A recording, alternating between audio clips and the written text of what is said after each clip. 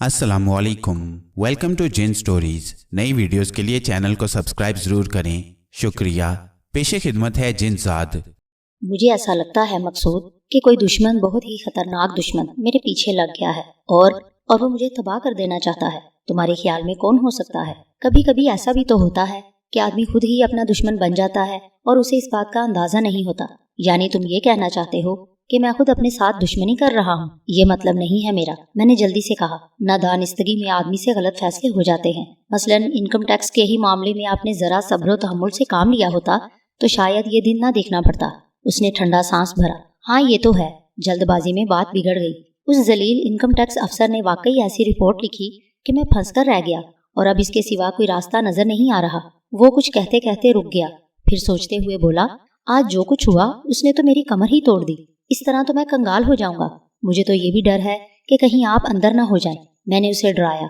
Anti corruption वालों के तेवर मुझे अच्छे नहीं लग रहे। मेरे ख्याल में इस वक्त एक ही आदमी हमारे काम आ सकता है। तुम खुद उसके पास चले जाओ तो बिगड़ी हुई बात बन जाएगी। हाजी साहब और एक बाअसर आदमी से मैंने इनकम टैक्स वाले मामले की बात की, मगर वो सिर्फ दिलासे देकर रह गए और अमली तौर पर कुछ नहीं किया। अब तो सिर्फ आमिर समदानी जैसा बड़ा आदमी ही कुछ कर सकता है। बात यह है कि हर शख्स बदनामी से बचता है। ये मामला ही ऐसा है। स्मगलिंग का माल पकड़े जाने के बाद तो हमारा मामला और खतरनाक मरहले में दाखिल हो गया है कि कोई भी बाअसर शख्स इसमें मुलविस होना नहीं चाहेगा। लेकिन कुछ समझ नहीं आ रहा कि उनसे कहूंगा क्या। हद कर दी तुमने मकसूद। अरे ऐसे मामलों में साफ साफ बात करनी पड़ती है। कह देना कि मुलाजमों से गलती हो गई। ये बात तो माननी ही पड़ेगी कि माल पकड़ा गया है। कोई हमदर्द भी इस वक्त मदद कर सकता है जब उससे कोई बात छुपाई न जाए, जिस तरह वकील से हर बात कह दी जाती है। आमिर समदानी जैसे आदमी पर कोई ये शक नहीं कर सकता कि वो इस मामले में मुलविस हो सकता है। महमूद हसन ने इतना इसरार किया कि मुझे कहना ही पड़ा। आप कहते हैं तो मैं कोशिश करके देख लेता हूँ। मैं इसलिए भी जाने पर आमादा हो गया कि मुझे आमिर साहब से एक और भी काम था। उनके एक करीबी अजीज कराची से अपनी सुकूनत तर्क करके ढाके जाने वाले थे। मेरे अंदाजे के मुताबिक आमिर साहब अगर उनसे कह देते कि वो अपनी कोठी का सौदा मुझसे कर लें तो मान जाते। आमिर साहब के अजीज का इरादा भी बेचने का नहीं था। जो मामलात जिन्नाती सिफात को बरूए कार लाए बगैर तय हो जाएं, उन्हें मैं मामूल के मुताबिक ही तय करता। मैंने आदमजादों के दरमियान रहने, खल्के खुदा की मदद करने और अपने मुस्तकबिल के लिए जो खाका बनाया था, अब उसमें रंग भरने की जरूरत थी। उस रंग अमेजी के लिए मैं अभी से राह हमवार कर रहा था। ये दूसरा मौका था कि मैं आमिर साहब से मिला। तवक्को के मुताबिक वो बड़ी खंदा पिशानी के साथ मुझसे मिले। उम्र में कोई उनसे छोटा हो कि बड़ा, वो उसे एहतराम ही से मुखातिब करते। शायद ये उनके मिजाज और खानदानी शराफत और तहजीब का हिस्सा था। वो कहने लगे, दिल से दिल को राह होती है। मैं आपको कल से ही याद कर रहा था। हाजी साहब से मुझे कुछ ऐसी ही तशवीशनाक बातें मालूम हुई थी। मुझे सुनकर बड़ी हैरत हुई कि आप एक ऐसे शख्स की कारोबारी मुआवनत कर रहे हैं जिसका दामन साफ नहीं। उन्हीं से ये बात भी मेरे इल्म में आई कि कई बड़े कारोबारी हजरात आपको अपना शरीके कार बनाना चाहते हैं, मगर आप इस पर आमादा नहीं। क्या वो शख्स महमूद हसन आपका कोई अजीज है? मैं समझ गया कि हाजी साहब से उनकी तफसीली गुफ्तगू नहीं हुई, वरना वो ये सवाल ना करते। वो साहब मेरे अजीज तो नहीं? हाँ मोहसिन जरूर है, मैंने बताया। अब तक मैंने इसीलिए उनका साथ नहीं छोड़ा। इसी सबब से मैंने किसी की पेशकश भी मंजूर नहीं की। उनका दामन दागदार है, इसका इल्म भी मुझे हाल ही में हुआ। मेरा क़याम उन्हीं की कोठी में है, लेकिन अब मैं ज्यादा अरसे वहाँ नहीं रहना चाहता। सुकूनत के लिए कोई मुनासिब जगह मिल जाए तो मैं वहाँ मुंतकिल हो जाऊंगा। मुझे आपके एक अजीज फरीद अहमद साहब के बारे में मालूम हुआ है कि वो ढाके जा रहा है। जी हाँ, लेकिन अभी उनका इरादा शायद कोठी को फरोख्त करने का नहीं। यूं भी अभी उन्हें जाते जाते भी कुछ वक्त लग जाएगा। अभी तो वो मशरकी पाकिस्तान गए हुए हैं। सुना है आइंदा हफ्ते तक लौटेंगे। मैं उनका अंदिया ले लूंगा कि आपने इसीलिए जहमत की थी। कुछ ये बात भी थी और कुछ आपके न्याज भी हासिल करने थे। बेगम साहिबा तो ठीक है ना? अल्लाह का शुक्र है, अब वो कतई तौर पर सेहतमंद है। फिर आमिर साहब ने खातिर मदारात के बगैर मुझे उठने ना दिया। आइंदा हफ्ते उनसे मुलाकात करने के लिए कहकर मैं चला आया। महमूद हसन बेचैनी से मेरा मुंतजिर था। मैंने उसे साफ जवाब दे दिया तो उसका मुंह बन गया और बोला, ये बड़े लोग भी बड़े मतलबी होते हैं। वक्त पड़ जाए तो तोते की तरह आंखें फेर लेते हैं। तुमने उसकी अपाहज बीवी को बिस्तर से उठाकर खड़ा कर दिया और उसने एहसान का ये बदला दिया। अपनी इज्जत सबको प्यारी होती है। कोई ऐसे मामलात में पड़ना नहीं चाहता। मैं तो पहले ही आपसे कह रहा था, लेकिन आप नहीं माने। तो क्या करूं मैं? वो झिंझला गया। क्यों इतना घबरा रहे हैं? अभी तो दुकानें बाकी हैं, कमाई का जरिया तो बरकरार है। एक दफा साख बिगड़ जाए तो कारोबार ठप हो जाता है। बंधे बंधाए गाहक भी टूट जाते हैं। जिन दुकानों के बारे में मालूम हो जाए कि उन पर छापा पड़ चुका है और वो कानून की नजर में आ चुकी हैं, गाहक इधर नहीं आते। फिर ये क्यों भूल रहे हो कि रसीदी धंधा करने में कुछ नहीं रखा? महमूद हसन इंतहाई मायूसी का शिकार था। आप फिक्र ना करें, कल से मैं खुद दुकानें संभाल लूंगा। मैंने उसके कारोबार की लुटिया डुबोने की राह हमवार की। یہ بھی کر کے دیکھ لو، مجھے تو کوئی امید نہیں۔ وہ یہ کہتا ہوا میرے کمرے سے نکل گیا۔ محمود حسن اب خواب آور گولیاں کھا کر سونے لگا تھا، کیونکہ اسے نیند نہیں آتی تھی۔ اب وہ کبھی کبھار سید بادشاہ کی کوٹری میں جاتا، لیکن تجوریاں بھرنے کے لیے نہیں، خالی کرنے کے لیے۔ اس رات مجھے مظلوم رابعہ کا خیال آیا کہ محمود حسن کا انجام قریب آتا جا رہا ہے۔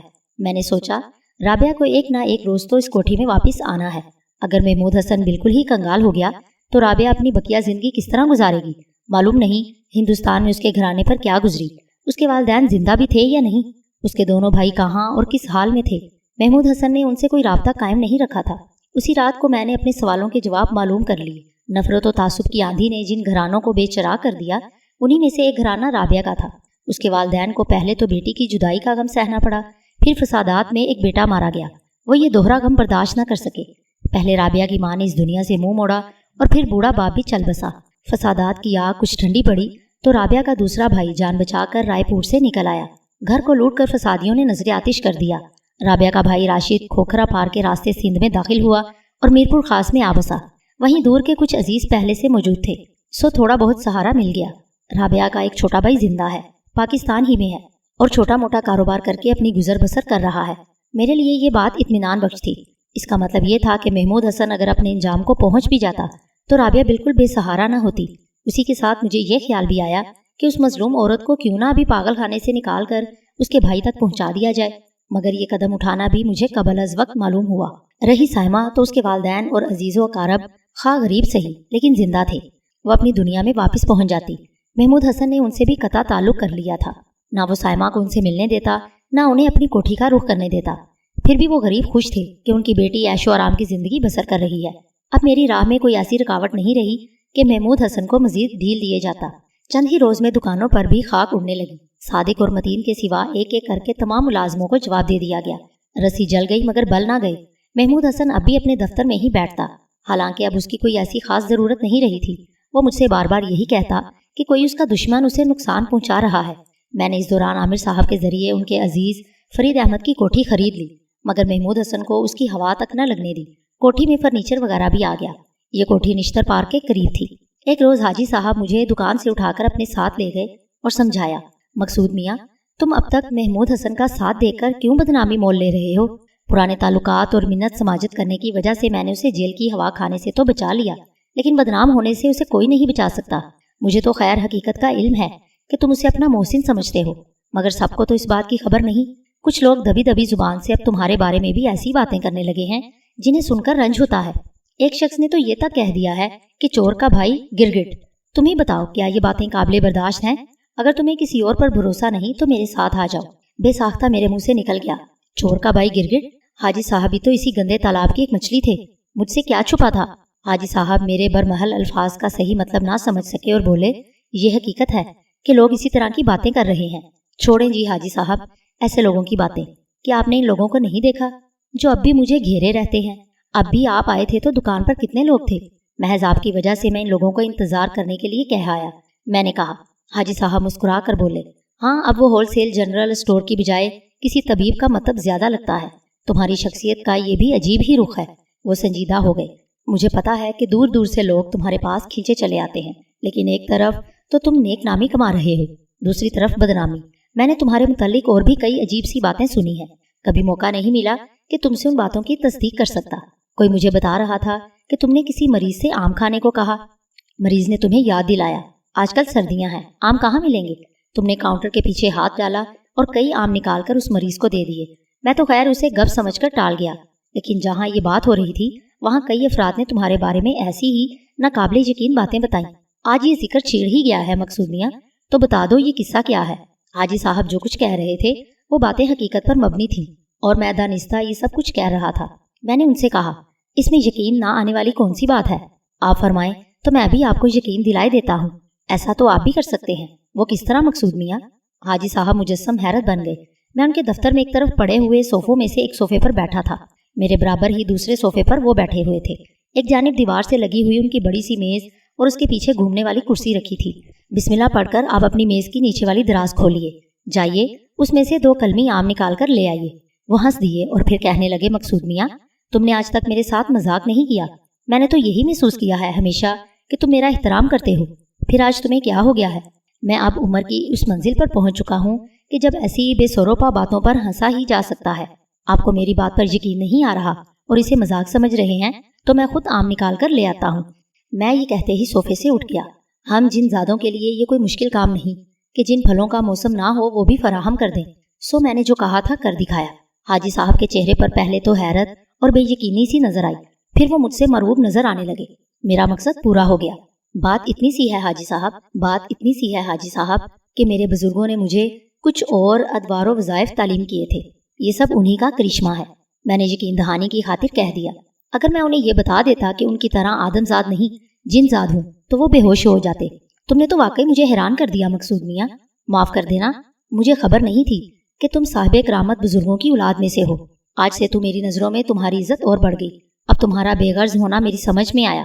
خاندانی اور نیک لوگ تم ہی جیسے ہوتے ہیں۔ میں کیا اور میری بساط کے حاجی صاحب سب اللہ کی دین ہے، وہ جسے چاہے عزت دے جسے چاہے ذلت دے، اس میں کیا شک ہے۔ حاجی صاحب ان ساری باتوں سے قطع نظر میں آپ کو اپنا خیر خواہ اور بڑا سمجھتا ہوں۔ ایسا نہ ہوتا تو آپ کو کیا پڑی تھی کہ مجھے بلا کر سمجھاتے، خود میں بھی کافی دن سے انہی باتوں پر غور کر رہا تھا۔ انشاءاللہ آپ جلد ہی یہ سن لیں گے کہ میں نے محمود حسن صاحب کی کوٹھی کی سکونت ترک کر دی ہے۔ پھر کہاں رہنے کا ارادہ ہے مقصود میاں؟ میں اس کا بندوبست کر چکا ہوں، لیکن ابھی اس وجہ سے کچھ بتانا نہیں چاہتا کہ محمود حسن صاحب کو یہ سن کر تکلیف ہوگی۔ آپ بھی ابھی کسی سے اس کا ذکر نہ کیجیے گا۔ میں کوئی مناسب موقع دیکھ کر خود ہی یہ قدم اٹھانے کی راہ ہموار کر لوں گا۔ تقریباً یہی بات میں نے عامر صاحب سے کہی تھی کہ وہ کوٹھی خریدنے کا معاملہ فی الحال راز ہی میں رکھیں۔ یہ تمہاری شرافت ہے مقصود میاں کہ محمود حسن کی دل آزاری کا تمہیں اب بھی خیال ہے۔ میری زبان پر بہرحال یہ بات نہیں آئے گی۔ حاجی صاحب کے دفتر سے لوٹ کر میں دکان پر پہنچا تو شام ہو رہی تھی۔ دونوں دکانوں میں سامان اتنا کم رہ گیا تھا کہ محمود حسن نے ایک دکان پر تالا ڈلوا دیا۔ دکان پر حاجت مندوں کی بھیڑ لگی ہوئی تھی۔ محمود حسن بھی مجھے انہی کے درمیان نظر آیا۔ مجھے دیکھتے ہی محمود حسن کا پارا چڑھ گیا اور چیخا، تم نے کیا تماشا لگا رہا ہے مقصود؟ جب دیکھو یہاں مفت خورے جمع رہتے ہیں، بھگاؤ انہیں یہاں سے۔ میں دانستہ غصہ پی گیا اور ان لوگوں سے آئندہ روز آنے کو کہہ دیا۔ دکان بند کروا کے کوٹھی کی طرف واپس جاتے ہوئے میں نے محمود حسن سے کہا، آپ کا غصہ روز بروز بڑھتا جا رہا ہے۔ غصہ کسی مسئلے کا حل نہیں، تو پھر کیا تمہاری طرح میں بھی مفت خوروں کی بھیڑ کو اپنے پیچھے لگائے رکھوں؟ وہ چڑ کر بولا، اب یہ ایک اور موٹر اور کوٹھی میرے پاس رہ گئی ہے، یہی حال رہا تو کسی دن یہ دونوں بھی بک جائیں گی۔ جو چال چلتا ہوں الٹی پڑتی ہے۔ جب آدمی کا وقت بگڑ جاتا ہے تو ایسا ہی ہوتا ہے۔ وقت بگڑا نہیں مقصود، کسی نے بگاڑا ہے۔ کوئی نہ کوئی دشمن ضرور ہے میرا۔ تم اس بات کو نہیں مانتے نہ مانو، لیکن میں ایک فیصلہ کر چکا ہوں۔ وہ کیا؟ میں نے سوال کیا۔ اگر اس نے مجھے تباہ کر دیا ہے تو میں بھی اب اسے زندہ نہیں چھوڑوں گا۔ یہ تو آپ بڑی خطرناک بات کر رہے ہیں، میں نے دانستہ کہا۔ قانون کو ہاتھ میں نہیں لینا چاہیے۔ میرا مقصد اسے چڑھانا تھا۔ اس نے بھی مجھے ابتدا میں کم ذہنی اذیت نہیں دی تھی۔ میری دانست میں یہ پچھلا قرض اتارنے کا وقت تھا۔ کیسا قانون؟ کس کا قانون؟ وہ چینخ اٹھا، میں کسی قانون کو نہیں مانتا۔ تمہارا قانون میرا کچھ نہیں بگاڑ سکتا۔ میں اپنے دشمن کو قتل کر دوں گا، لیکن آپ کو تو یہ بھی معلوم نہیں کہ وہ کون ہے۔ میں تمہیں یہی کمال دکھاؤں گا۔ غصے کی وجہ سے وہ گہرے گہرے سانس لینے لگا۔ پھر کچھ دیر بعد اس نے خود پر قابو پا لیا اور مجھ سے قدرے پرسکون آواز میں بولا، سنو، آئندہ 3 روز تک تمہیں کو دکان کھلوانی اور بند کروانی ہے۔ کیا آپ کہیں باہر جا رہے ہیں؟ اگر گدو بندر جانا ہے تو… یہ کیا بکواس شروع کر دی تم نے؟ اس نے میری بات کاٹ دی۔ کیا میں تمہیں پاگل نظر آتا ہوں؟ ضروری تو نہیں کوئی پاگل ہی وہاں جائے، بڑی بیگم صاحبہ بھی تو وہی ہیں۔ تو پھر میرا اب کیا تعلق اس پاگل عورت سے؟ اس نے مجھے گھور کر دیکھا۔ آئندہ کبھی میرے سامنے اس کا نام نہ لینا، ورنہ… اس نے دھمکی دینے کے انداز میں اپنا جملہ ادھورا چھوڑ دیا۔ پھر بولا، تم بار بار بے تکی باتیں کر کے مجھے غصہ کیوں دلا رہے ہو؟ خیال ہے آپ کا، ورنہ میں نے تو ایسی کوئی بات نہیں کی۔ کبھی ایسا ہوا ہے کہ آپ کے کسی حکم کی میں نے خلاف ورزی کی ہو؟ میں نے اسے ٹھنڈا کرنے کی خاطر کہا، 3 دن کیا، آپ کا حکم ہو تو میں 3 دن جا کر دکان کھلوا سکتا ہوں، مگر شاید اس کی ضرورت نہ پڑے۔ میرے ان الفاظ نے اچھا اثر ڈالا۔ اس کا چڑھا ہوا پارا اتر گیا۔ اس نے کہا، مقصود، بس یہ سمجھ لو کہ دشمن راستے سے ہٹ گیا تو ہمارے دن پھر گئے۔ وہ بے وقوف آدم زاد میرے ہی سامنے مجھے راستے سے ہٹانے کی بات کر رہا تھا۔ میں سمجھ گیا کہ آج ہی رات سے وہ کوئی شیطانی عمل شروع کرنے والا ہے۔ ایسا کوئی عمل شروع کرنے کے لیے دشمن کا نام معلوم ہونا ضروری نہیں۔ میرے لیے اس میں تشویش کی صرف ایک ہی بات تھی، اگر دشمن کا علم نہ ہو تو اس طرح کا کوئی عمل آدم زادوں کے ساتھ ساتھ ہم جن زادوں کے لیے بھی خطرناک ثابت ہوتا ہے۔ محمود حسن کے ساتھ ساتھ لگا رہنا آخر میرے کام آ ہی گیا۔ میں اس پر دل ہی دل میں اللہ کا شکر ادا کرنے لگا کہ مجھے محمود حسن کے خطرناک ارادے کا علم تو ہو گیا۔ جن آدم زادوں نے اب تک مجھے اپنا غلام بنانے یا نقصان پہنچانے کی کوشش کی تھی وہ مجھے یاد آنے لگے۔ ان میں سے کچھ تو ایسے تھے کہ جو میرے ہاتھوں مارے گئے اور کچھ میرے قابو میں نہ آئے۔ مجھے ان سے جان بچا کر بھاگنا پڑا۔ محمود حسن سے نمٹتے ہوئے کیا صورتحال پیش آتی مجھے اس کی خبر نہیں تھی۔ ہر چند کے اب میرے سوچنے کا انداز بدل چکا تھا۔ لیکن زندگی کس کو پیاری نہیں ہوتی؟ آدم زادوں کی طرح ہم جن زادوں کے لیے بھی یہی حکم ہے کہ زندگی بچانا افضل ہے۔ ہمارے دین نے اس تصور کو بدل دیا تھا کہ اگر تمہارے رخسار پر کوئی تمانچہ مارے تو دوسرا رخسار بھی اس کے آگے پیش کر دو۔ ہمیں یہ درس دیا گیا کہ اگر دشمن تمہیں ہلاک کر دینے کے در پہ ہو تو تم بھی اس کے ساتھ کوئی رعایت نہ کرو، ظلم نہ سہو۔ سو میری نظر میں محمود حسن جیسا شیطان صفت آدم زاد بھی کسی رعایت کا مستحق نہیں تھا۔ میں اس روز انہی باتوں پر غور کرتا رہا۔ کسی آدم زاد کو جناتی صفات کے زیر اثر لینے اور اس کے جسم پر قبضہ کر لینے میں بڑا فرق ہے۔ اپنی پوری کوشش کے باوجود محمود حسن کو میں اپنے اثر میں نہیں لے سکا، لیکن یہ ضروری نہیں تھا کہ مجھے اس کے جسم پر قابض ہو جانے میں بھی ناکامی ہوتی۔ مختلف تجربات کی روشنی میں اب تک میں نے یہی نتیجہ اخذ کیا تھا کہ میری بیشتر جناتی صفات مجھے واپس مل چکی ہیں۔ راہ راست سے بھٹک جانے کے بعد میں نے سچے دل سے توبہ کر لی۔ شاید یہ اسی توبہ کا اثر تھا۔ یقیناً میرے لیے بھی توبہ کے دروازے بند نہیں ہوئے تھے۔ اب صرف ایک ہی کمی رہ گئی تھی۔ کسی آدم زاد کے جسم میں اترنے کے بعد جب میں اس کا جسم چھوڑ کر باہر آتا تو وہ آدم زاد زندہ نہ رہتا۔ میرے لیے یہ بڑے دکھ کی بات تھی۔ ایک جسم سے مختصر یا طویل وابستگی کے بعد زندگی سے اس کا محروم ہو جانا مجھے روحانی طور پر بڑی اذیت میں مبتلا کر دیتا۔ اپنی اس کمی کو میں نے محمود حسن کے خلاف استعمال کرنے کا فیصلہ کیا۔ معاملہ اس مرحلے میں داخل ہو چکا تھا کہ میں یا تو جان دے دیتا یا پھر اپنے دشمن کی جان لے لیتا۔ اس کے سوا اب میرے پاس کوئی راستہ نہیں تھا۔ مجھے یقین تھا کہ اچانک محمود حسن کو سنبھلنے کا موقع دیے بغیر میں اس کے جسم میں اتر جاؤں گا۔ میرے لیے یہ کوئی نیا تجربہ نہ تھا۔ میں اس سے پہلے بھی متعدد بار ایسا کر چکا تھا۔ عموماً شیطانی عملیات کا وقت رات کو زوال کے ساتھ ساتھ شروع ہوتا ہے۔ سو یوں میرے پاس رات کو 12 بجے تک کا وقت تھا۔ اس سے پہلے کہ وہ عمل شروع کرتا میں اس کے جسم پر قابض ہو جاتا۔ اپنی اس کوشش میں کامیابی کے بعد میں نے اور بہت کچھ سوچ رکھا تھا۔ کوٹھی پہنچنے کے بعد میں نے خاص طور پر یہ بات محسوس کی کہ سائمہ کے ساتھ محمود حسن کا رویہ کچھ بدلا سا تھا۔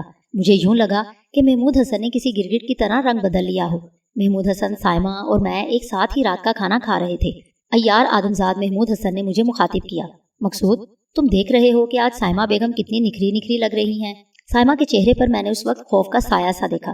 محمود حسن کے یہ الفاظ سن کر وہ مسکرائی تو ضرور، مگر اس کی مسکراہٹ میں جان نہیں تھی، جیسے وہ زبردستی مسکرانے کی کوشش کر رہی ہو۔ میں بولا، جی ہاں بیگم صاحبہ آج واقعی اچھی لگ رہی ہیں، انہوں نے لباس کا انتخاب بھی خوب کیا ہے۔ سائمہ نے بظاہر محمود حسن کی طرف محبت سے دیکھا اور کہا، چھوڑیے بھی، اب مجھے کیوں بنا رہے ہیں؟ مقصود کا کیا؟ یہ تو ہمیشہ آپ کی ہر بات کی تائید ہی کرتے ہیں۔ سائمہ اب مجھ سے ملازموں کا سا سلوک نہیں کرتی تھی۔ میرے ساتھ اس کا انداز گفتگو خاصے دن سے بدل چکا تھا۔ اپنی بات جاری رکھتے ہوئے وہ مزید بولی، ابھی آپ مقصود سے یہ بات کہہ دیں کہ اس وقت رات نہیں دن ہے تو یہ رات کو دن مان لیں گے۔ اس پر محمود حسن آہستہ سے ہنسا اور بولا، کوئی تو ایسا ہے کہ جو میری خاطر اب بھی رات کو دن تسلیم کرتا ہے۔ محمود حسن کا بدلا ہوا رویہ اس وقت میری سمجھ میں نہ آ سکا۔ حالات کی سخت گرفت میں آ جانے کے باوجود ایک بار پھر پہلے جیسا ہی نظر آ رہا تھا، جیسے کچھ بھی نہیں ہوا۔ یہ عقدہ اس وقت کھلا کہ جب میں نے اسی رات 10 بجے کے قریب سائمہ کو محمود حسن کی خواب میں جاتے دیکھا۔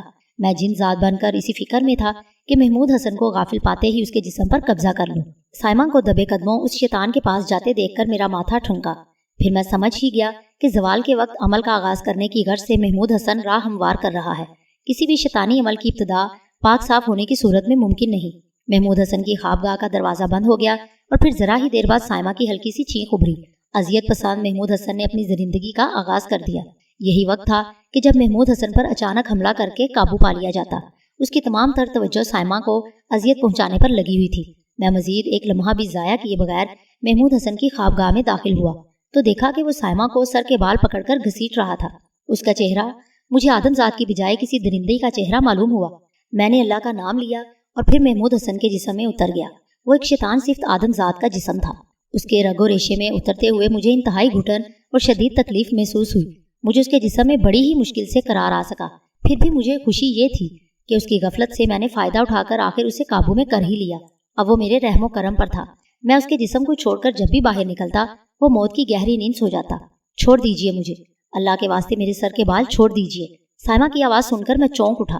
دوسرے ہی لمحے میں نے اس کے بالوں کو اپنی گرفت سے آزاد کر دیا۔ مجھے معاف کر دینا سائمہ، میں محمود حسن کی آواز میں بولا۔ معلوم نہیں مجھے کیا ہو گیا تھا۔ آپ بہت ظالم ہیں، وہ سسکتے ہوئے کہنے لگی۔ میں تو اسی وقت ڈر گئی تھی کہ جب آپ کھانا کھاتے ہوئے مقصود سے میری تعریف کر رہے تھے۔ سائمہ اپنے بالوں کو درست کرتے ہوئے آنکھوں سے آنسو پونچھنے لگی۔ یقین کرو سائمہ کہ اب کبھی ایسا نہیں ہوگا۔ جاؤ اور جا کر آرام سے اپنے کمرے میں سو جاؤ۔ سائمہ مجھے حیرت سے دیکھنے لگی۔ اسے یقیناً میری بات پر بھروسہ نہیں ہوگا۔ पहले भी तो आपने कई दफ़ा ऐसी ही बातें की हैं और फिर यही हुआ है, उसने सहमी हुई आवाज़ में कहा। मैंने कुछ कहे बगैर ख्वाबगाह का दरवाज़ा खोल दिया और उसे मुखातिब किया। अब यकीन आया तुम्हें? चली जाओ। वो मेरी तरफ खौफजदा नज़रों से देखती हुई पलटी और फिर तेज़ी के साथ कदम उठाती हुई ख्वाबगाह से निकल गई। तवील अरसे के बाद मैंने किसी आदमजात के जिस्म में पनाह ली थी, सो मुझे बड़ी बेचैनी महसूस हो रही थी। नींद भी मुझे बड़ी देर में आई। सुबह फजर के वक्त मेरी आंख खुली तो मुझे अपनी इंसानी हैयत का ख्याल आया। अब मैं मकसूद नहीं रहा था। जो कुछ भी हुआ बस अचानक और मजबूरन हो गया। पहले तो मेरा इरादा कुछ और ही था, अब मैं इस पर बाद में अमल करता। मुझे अंदाज़ा था कि मकसूद का अचानक गायब हो जाना बहुत से लोगों के लिए तशवीश का सबब होगा। खासतौर पर मुझे उन नादार गरीब अफराद का ख्याल आया कि जिन्हें मैंने इलाज की गर्ज से आज महमूद की दुकान पर बुलाया था। साइमा इस रात बड़ी सुकून की नींद सोई और देर से उठी। ये अच्छा ही हुआ। मैंने उससे कह दिया था कि चंद रोज़ के लिए मकसूद को एक ज़रूरी काम से भेज दिया है। मैं इस वक्त साइमा के साथ नाश्ता करने मेज़ पर बैठा था। बतूल हमारे लिए नाश्ता लगा रही थी। वो नाश्ता तो करके गए होंगे ना? साइमा ने मेरी हमदर्दी हासिल करने की गर्ज से कहा। मेरे कुछ कहने से पहले ही बतूल बोल उठी। नहीं बेगम साहिबा, साहब जब अभी ज़रा देर पहले अपने कमरे में कपड़े बदलने गए थे तो मैंने सोचा कि मकसूद मियाँ को जगा दूँ। मैंने कई दफ़ा उनके कमरे का दरवाज़ा खटखटाया मगर वो नहीं उठे तो मैं चली आई।